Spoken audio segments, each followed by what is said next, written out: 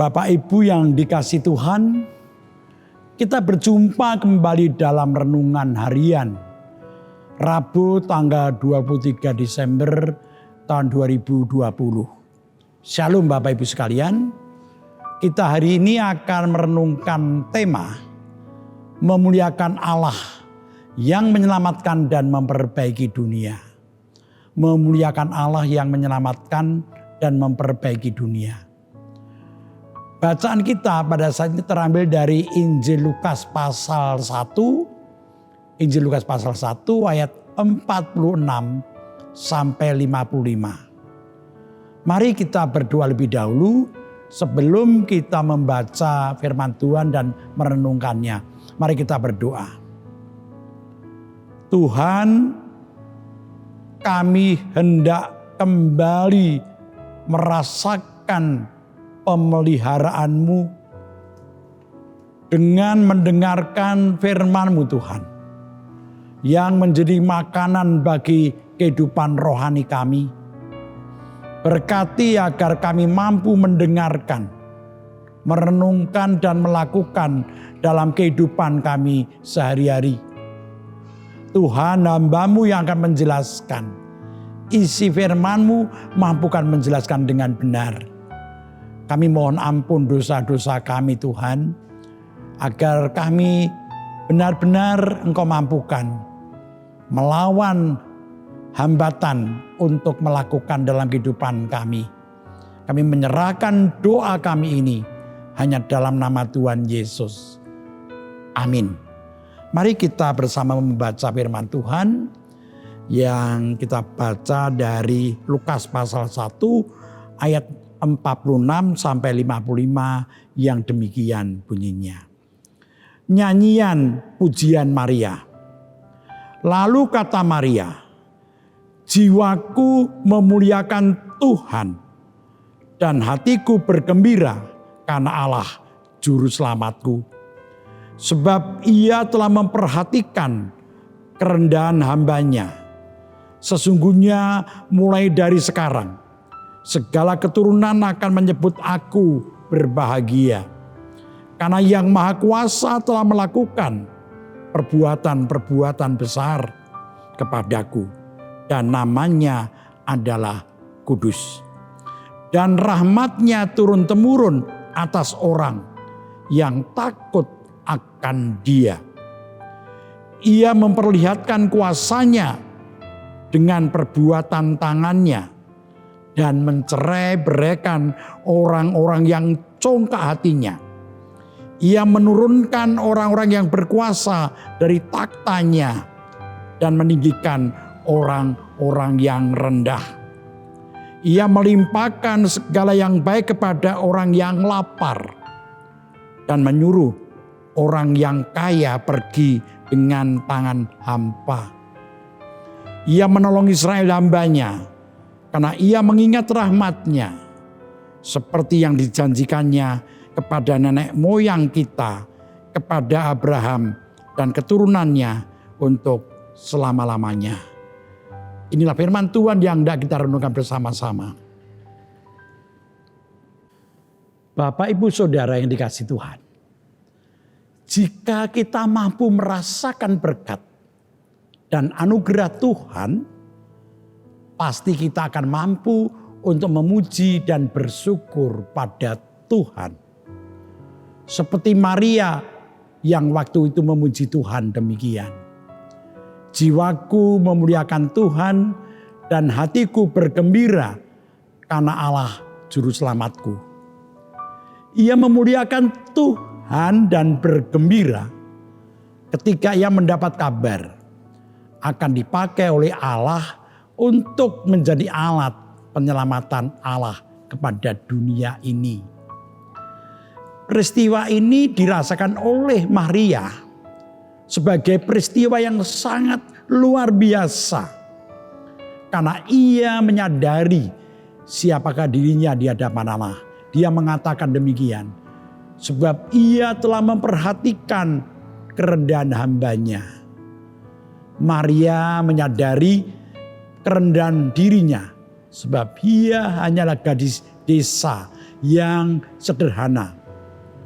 Bapak Ibu yang dikasihi Tuhan, ini mengingatkan kita bahwa Allah berkenan memakai siapapun untuk menjadi alatnya.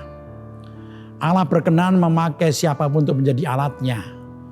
Allah berkenan memakai kita meskipun kita merasa tidak bisa apa-apa. Kita merasa orang yang tidak mampu. Memang Maria sempat ragu-ragu menerima panggilan Tuhan tersebut.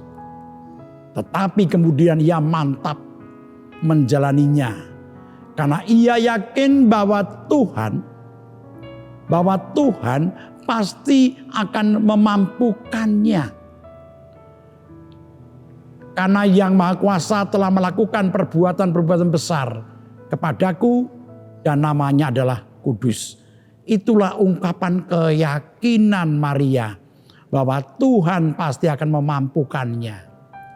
Bapak, Ibu, Saudara yang dikasihi Tuhan, kita tahu bahwa Maria memuji memuliakan Tuhan dan bahkan bergembira karena Allah telah berkenan memakai dirinya yang rendah untuk menjadi alatnya, untuk mendatangkan keselamatan bagi dunia ini. Maria yakin bahwa Allah itu juru selamat. Allah tidak akan menyelamatkan dunia, tetapi ia juga berkarya memperbaiki. Allah tidak hanya menyelamatkan dunia, tetapi ia juga berkarya memperbaiki keadaan dunia yang rusak. Jadi di sini Maria mengungkapkan keyakinannya bahwa Allah tidak hanya menyelamatkan dunia saja, tetapi Allah memperbaiki dunia yang rusak ini. Dalam pujian Maria ada 3 karya Allah dalam memperbaiki keadaan dunia yang rusak. Jadi ada 3 karya Allah dalam memperbaiki keadaan dunia yang rusak. Yang pertama, Tuhan memperbaiki moral manusia. Tuhan memperbaiki moral manusia. Ayat 51 dikatakan demikian. Ia memperlihatkan kuasanya dengan perbuatan tangannya dan mencerai-beraikan orang-orang yang congkak hatinya. Sikap congkak, tinggi hati atau sombong menjadi penyebab hidup manusia itu rusak. Seperti peristiwa di Taman Eden, manusia jatuh ke dalam dosa karena kesombongannya. Manusia ingin menjadi seperti Allah, menjadikan manusia lalu rusak, jatuh dalam dosa. Tinggi hati menjadikan orang tidak bisa menghargai Tuhan dan juga tidak bisa menghargai sesamanya. Tinggi hati atau congkak juga bisa menjadikan orang suka memperalat orang lain. Perpecahan dan pertengkaran terjadi karena kecongkakan dan kesombongan manusia yang ingin menang sendiri. Maka Tuhan Yesus mengajarkan dalam Matius pasal 5 ayat 5 demikian. Berbahagialah orang yang lemah lembut, karena mereka akan memiliki bumi. Lemah lembut itu juga mengandung pengertian rendah hati atau tidak sombong. Tuhan Yesus mengajarkan agar kita tidak sombong. Karena sombong itu sikap yang merusak diri sendiri. Merusak relasinya dengan Tuhan dan sesama. Jelas bahwa sombong itu merusak dirinya sendiri, relasinya dengan Tuhan dan sesama. Kita sering menyaksikan dalam kenyataan hidup sehari-hari, ada orang yang bersikap sombong, yang akhirnya mengganggu ketenteraman dan kerukunan masyarakat. Kesombongan yang menjadikan orang lalu merasa berkuasa atas orang-orang lain. Bahkan kadang-kadang melebihi dari apa yang Tuhan miliki. Mereka merebut kuasa Tuhan karena kesombongannya. Jadi yang pertama, kesombongan, tinggi hati akan merusak ketentraman dan kerukunan dalam kehidupan kita, maka kita diingatkan bahwa Allah berkarya dalam Yesus untuk menjadikan kita mempunyai sikap rendah hati. Lalu yang kedua, memperbaiki hidup sosial. Jadi Allah berkarya memperbaiki hidup sosial. Ayat 52 dikatakan demikian. Ia menurunkan orang-orang yang berkuasa dari taktanya dan meninggikan orang-orang rendah. Tuhan hadir untuk mengubah pandangan dunia bahwa orang yang berkuasa harus mendapatkan kehormatan berlebih, sementara yang rendah bisa diabaikan bahkan ditindas. Itulah kenyataan yang ada di dunia ini. Allah ingin agar yang punya kedudukan dihormati sepatutnya, tetapi yang rendah harus tetap dihargai karena ia juga ciptaan Tuhan di hadapan Allah. Semua manusia sama derajatnya. Allah ingin agar kesamaan hak terwujud di tengah kehidupan bersama bermasyarakat. Yang kedua, kita boleh merenungkan bahwa Allah itu berkarya untuk memperbaiki hidup sosial kita. Yang ketiga, Allah memperbaiki hidup ekonomi. Ayat 53 dikatakan demikian. Ia melimpahkan segala yang baik kepada orang yang lapar dan menyuruh orang yang kaya pergi dengan tangan hampa. Tuhan menciptakan dan memelihara hidup manusia. Maka semua manusia harus bisa hidup layak. Kalau ada orang yang tidak bisa hidup layak, menjadi tugas sesamanya untuk menolongnya.